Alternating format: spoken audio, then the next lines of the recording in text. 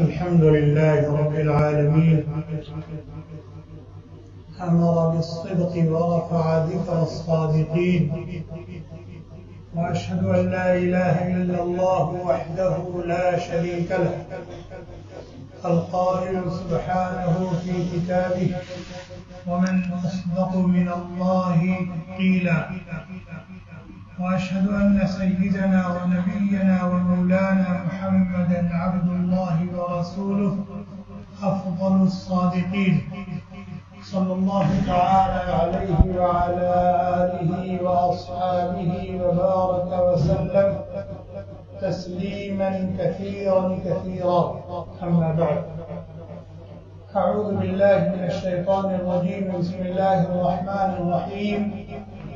لقد جاءكم رسول من أنفسكم عزيز عليه ما عنتم حريص عليكم بالمؤمنين رؤوف رحيم. عن أنس رضي الله عنه قال: سألت النبي صلى الله عليه وسلم أن يشفع لي يوم القيامة، فقال صلى الله عليه وسلم: أنا فاعل. قلت: أين أطلبك يا رسول الله؟ قال: اطلبني أول ما تطلبني على الصراط. قلت: فإن لم ألقك على الصراط؟ قال: فاطلبني عند الميزان. قلت: فإن لم ألقك عند الميزان؟ قال: فاطلبني عند الحوض، فإني لا أخطئ هذه المواطن الثلاث المواطن. رواه الترمذي أو كما قال النبي صلى الله عليه وسلم. کل قیامت کے دن نفسی نفسی کا عالم ہوگا، کوئی کسی کا پرسان حال نہیں ہوگا.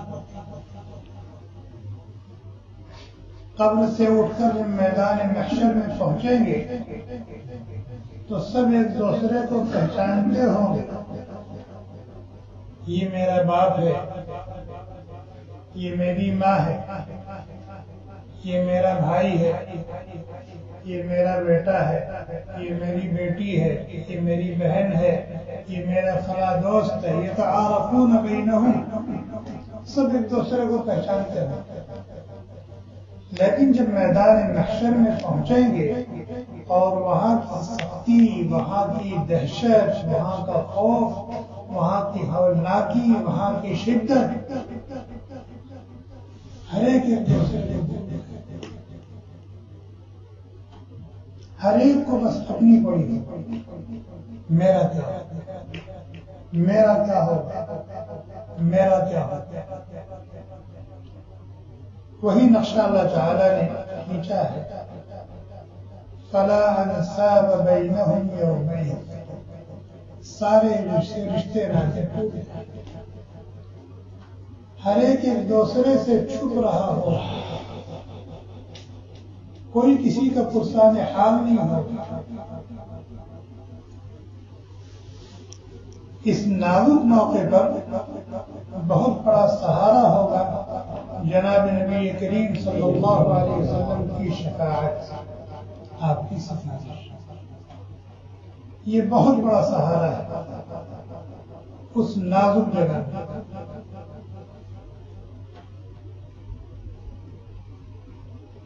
حضرت انس رضی اللہ تعالی عنہ نبی اکرم صلی اللہ علیہ وسلم کے خادم خاص، 10 سال مسلسل آپ کی خدمت کی.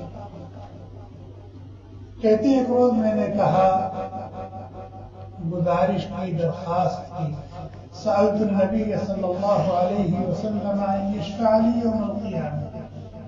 ایک روز میں نے درخواست کی، گزارش کی کہ آپ قیامت کے دن میری سفارش فرما دیں، قیامت کے دن آپ میری سفارش فرما دیں، آپ کی سفارش کی برکت سے میرا جوڑا پار ہو جائے. میری مشکلات آسان ہو جائیں، میرے مسائل حل ہو جائیں؟ کہتے ہیں اللہ کے نبی علیہ السلام نے فرمایا انا فاعل، میں تمہاری سفارش کروں، میں تمہاری سفارش کروں. بتائیں حضرت انس رضی اللہ تعالی عنہ کے لیے اس سے بڑی اور کوئی نعمت ہو سکتی ہے؟ اس سے زیادہ خوشی کا اور کوئی مقام ہو سکتا ہے کہ اللہ کے نبی علیہ السلام نے فرمایا انا فاعل، میں تمہاری سفارش کروں گی.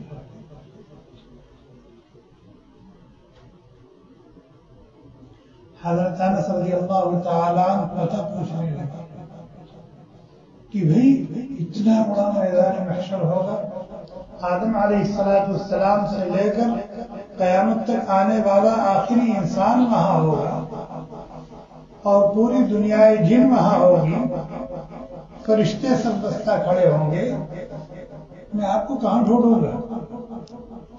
آج یہاں ہزاروں کا مجمع ہو جائے، ایک آدمی کو ڈھونڈنا ہو تو کتنا مشکل ہوتا ہے. اجتماعات اور جلسے ہوتے ہیں، حج کے موقع پر کوئی ساتھی بچھڑ جائے تو آپ ڈھونڈتے پھریے. تو حضرت انس رضی اللہ تعالیٰ عنہ کہتے ہیں قلت فأين أطلبك یا رسول اللہ، اس بھرے میدان نفسا نفسی کے عالم میں اپنی ضرورت کے لیے آپ کو کہاں تلاش کروں؟ اپنے ملنے کا پتہ بتا دیجیے. تو اللہ کے نبی علیہ السلام نے فرمایا اطلبنی اول ما تطلبنی علی الصراط، جب میری ضرورت تمہیں محسوس ہو تو پل صراط پر آ جانا. پل صراط یہ ہمارے ایمان کا، ہمارے عقیدے کا ایک جز ہے کہ مرنے کے بعد جب دوبارہ زندہ ہوں گے، اس وقت سے لے کر جنت میں جانے تک کے جو مراحل ہیں، اس میں ایک اہم ترین مرحلہ پل صراط سے گزرنے کا ہے. جیسے اعمال نامے تقسیم کیے جائیں گے، کسی کو دائیں ہاتھ میں ملے گا، کسی کو بائیں ہاتھ میں ملے گا، یہ ایک بہت نازک موقع. اعمال تولے جائیں گے، کسی کی نیکیوں کا پلڑا جھک جائے گا، برائیوں کا پلڑا اٹھ جائے گا، کسی کی برائیوں کا پلڑا جھک جائے گا، نیکیوں کا پلڑا اٹھ جائے گا. نیکیوں کا پلڑا جھک گیا یہ کامیابی کی علامت ہے، اور برائیوں کا پلڑا جھک گیا ناکامی کی علامت ہے. نام عمل داہنے ہاتھ میں ملا یہ کامیابی کا علامت ہے، بائیں ہاتھ میں ملا یہ ناکامی کی علامت ہے. اسی طرح پل صراط یہ ایک پل ہوگا. نبی اکرم صلی اللہ علیہ وسلم نے فرمایا کہ بال سے زیادہ باریک، تلوار سے زیادہ تیز اور ہزاروں میل کا راستہ، اور علی متن جہنم، جہنم کی پشت پر اس کو بچھایا جائے. جیسے آپ دیکھیں سمندر پر پل بنا ہوا ہے، اگر اس پل سے کوئی گرے گا تو کہاں جائے گا؟ سمندر میں جائے گا. اسی طریقے سے جہنم کے اوپر سے وہ پل گزرے، اسی پل پر سے گزر کر کے جنت میں جائے، اسی پل پر سے گزر کر کے جنت میں جائے. تو اللہ کے نبی علیہ السلام نے فرمایا کہ جب تمہیں میری تلاش ہو تو پل صراط پر آ جانا، میں وہاں رہوں گا. حضرت انس رضی اللہ تعالیٰ کہتے ہیں فَإِن لَمْ أَلْقَكَ عَلَى الصِّرَاطِ، اگر میں وہاں آپ کو نہ پاؤں تو پھر کہاں تلاش کروں؟ فرمایا عند المیزان، پھر میزان پر آ جانا جہاں بندوں کے اعمال تولے جا رہے ہیں، وہاں میں رہوں گا. کہتے ہیں فَإِن لَمْ أَلْقَكَ عِنْدَ الْمِيزَانِ، اگر میں آپ کو وہاں بھی نہ پاؤں تو پھر کہاں تلاش کروں؟ فرمایا فَاطْلُبْنِي عِنْدَ الْحَوْضِ، پھر حوض کوثر پر آ جانا. اور پھر فرمایا فَإِنِّي لَا أُخْطِئُ هَذِهِ الثَّلَاثِ الْمَوَاطِنِ، میں ان تین جگہوں میں سے کسی جگہ پر ضرور ملوں گا، ان تین جگہوں کے علاوہ کہیں اور نہیں جاؤں گا. یا تو پرسرات پر رہوں گا یا میزان کے پاس رہوں گا جہاں اعمال تولے جائیں گے بندوں کے، یا پھر حوض کوثر، کبھی یہاں کبھی وہاں کبھی وہاں. ٹھیک ہے.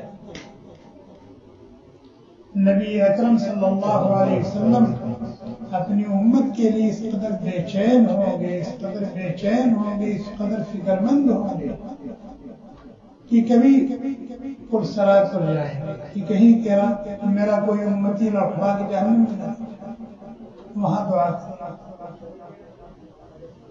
کبھی میزان پر آئیں گے کہ میرے کسی امتی کی نیکیوں کا پروڑا برائیوں کا پروڑا جھک نہ جائے، وہ ناکام نہ ہو جائے. پھر کبھی حوض پر جائیں گے کہ میرا کوئی امتی پیاسا نہ ہو. یہ ہے نبی اکرم صلی اللہ علیہ وسلم کی امت کے ساتھ شفقت اور بے پناہ محبت.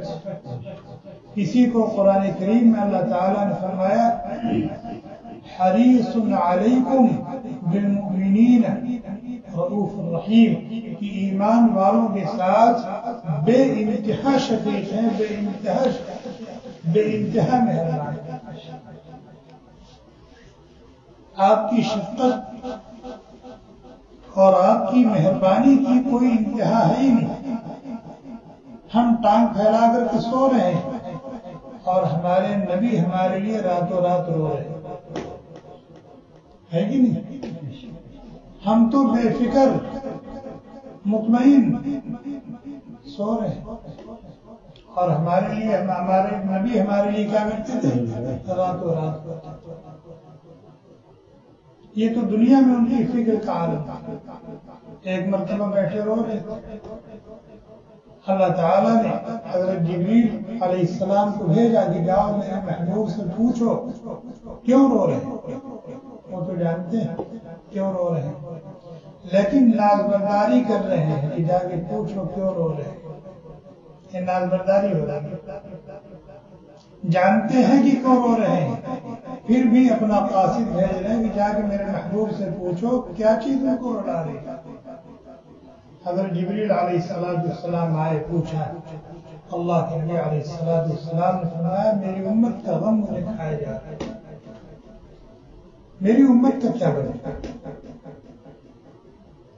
اللہ تعالیٰ نے فرمایا وَلَسَوْفَ يُعْطِيكَ رَبُّكَ فَتَرْضَىٰ، جا کے میرے محبوب کو یہ پیغام سنا دیجیے کہ آپ کی امت کے بارے میں ہم آپ کو خوش کر دیں گے. آپ کی امت کے بارے میں ہم آپ کو خوش کر دیں گے، آپ کو رنجیدہ اور رنگین نہیں ہونے دیں گے.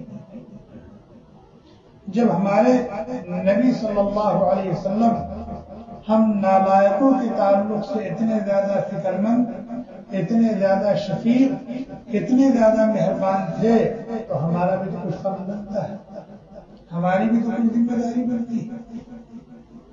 ہم کم از کم نبی علیہ السلام کی شفاعت کے حقدار بننے کے لیے تو کچھ کریں. نبی علیہ السلام کی شفاعت کے حقدار بنے ہم، اس کے لیے ہمیں کچھ کرنا چاہیے. حضرت انس رضی اللہ تعالیٰ نے درخواست کی کہ نہیں کی؟ صحابی ہیں، نبی علیہ السلام کے خادم خاص ہیں، درخواست کی کہ نہیں کی؟ بھیک مانگی کہ نہیں مانگی شفاعت؟ اور ہم گنہگار ہیں، نالائق ہیں، پاپی ہیں، سیاہکار ہیں، ہمیں کوئی فکر ہی نہیں، ہمیں کوئی فکر ہی نہیں. اگر ہم چاہتے ہیں کہ کل قیامت کے دن نبی اکرم صلی اللہ علیہ وسلم کی شفاعت سے بہرور ہوں تو ہمیں اتباع سنت کا اہتمام کرنا چاہیے. کیا؟ اتباع سنت کا اہتمام کرنا چاہیے.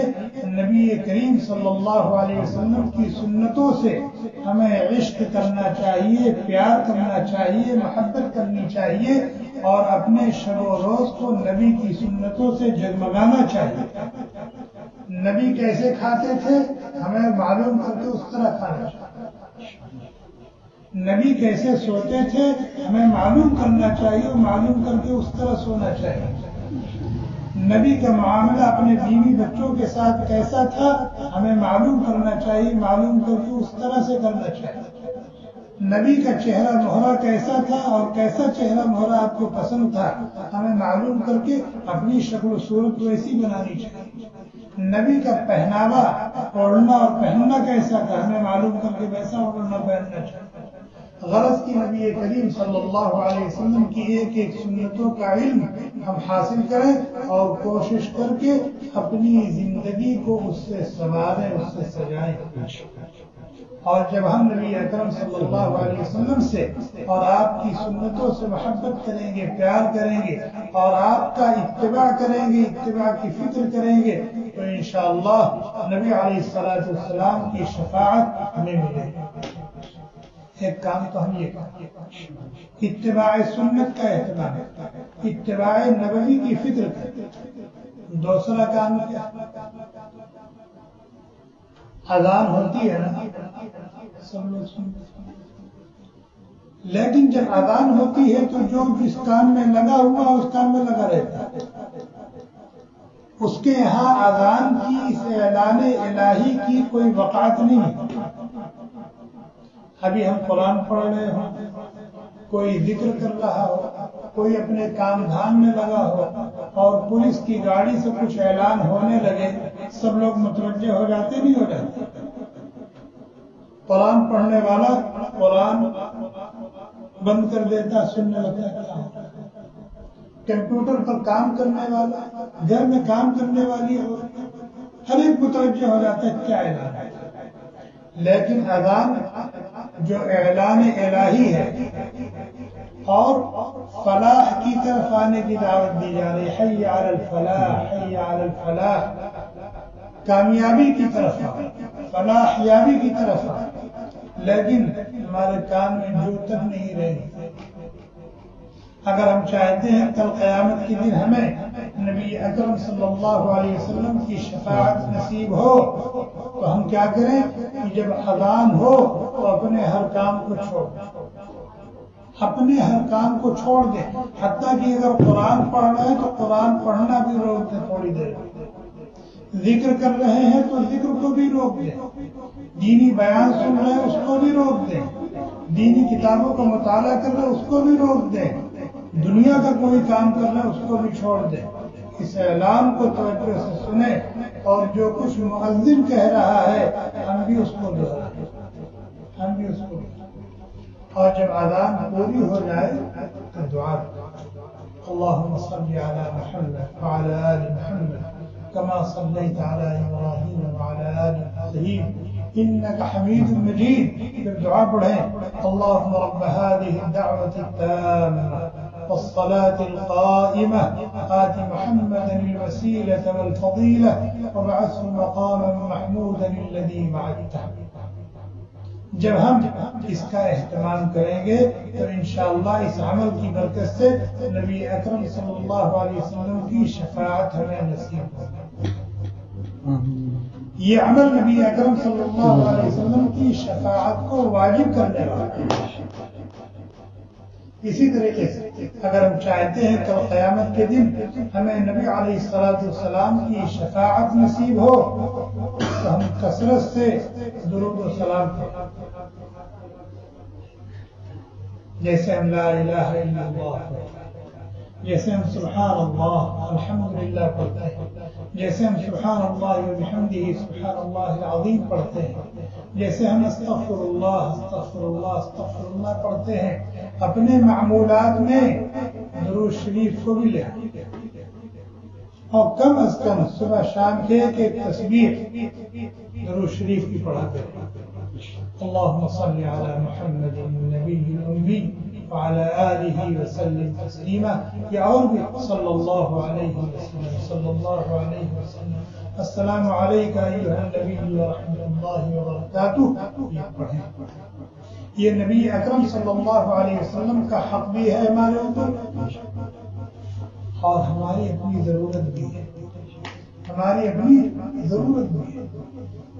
جو نیکیاں ملیں گی، جو گناہ معاف ہوں گے، جو درجے بلند ہوں گے، اللہ کی جو رحمتیں نازل ہوں گی، وہ سب اپنی جگہ۔ کثرت سے درود شریف پڑھنے کا ایک سب سے بڑا فائدہ یہ ہے کہ نبی اکرم صلی اللہ علیہ وسلم کی شفاعت۔ اسی طریقے سے اللہ توفیق دے، موقع ملے تو نبی اکرم صلی اللہ علیہ وسلم کے قبر اطہر پر حاضر ہو کر صلاۃ والسلام پیش کرے۔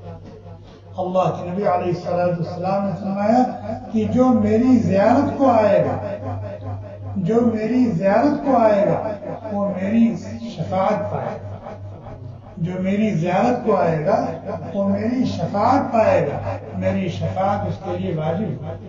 اللہ تعالیٰ موقع دے، کوشش کرنا چاہیے، نیت رکھنی چاہیے، موقع دے، وہاں حاضری دے، جہاں بہت ساری چیزیں، بہت ساری نیتیں، بہت سارے ارادے، بہت سارے جذبات، بہت ساری آرزوئیں، بہت ساری تمنائیں ہوں، وہیں یہ بھی ایک ارادہ ہو کہ میرے اس عمل کی برکت سے اللہ تعالیٰ مجھے میرے حبیب کی شفاعت نصیب کرے۔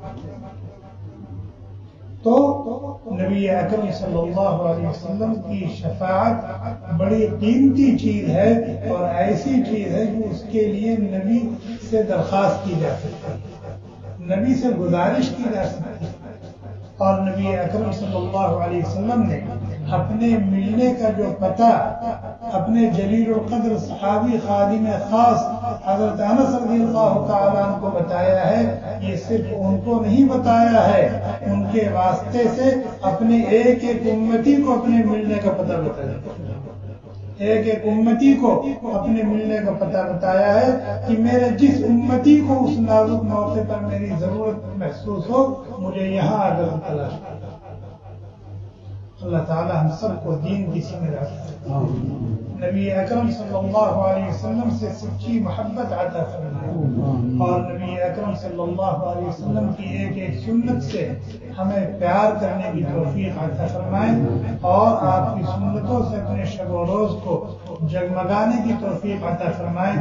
جب تک دنیا میں رکھیں اللہ تعالیٰ اپنا بنا کر اور اپنے نبی کا بنا کر کے رکھیں، اور جب دنیا سے لے جائیں تو خاتمہ بالخیر نصیب فرمائیں، اور کل میدان محشر میں نبی اکرم صلی اللہ علیہ وسلم کی شفاعت کا ہم سب کو حقدار بنائیں اور اس سے بہرور فرمائیں۔ سبحان اللہ وبحمدہ، سبحانک اللہم وبحمدک، ونشہد ان لا الہ الا انت، ونستغفرک ونتوب الیک۔ سبحان ربک رب العزة عما یصفون، وسلام علی المرسلین، والحمد للہ۔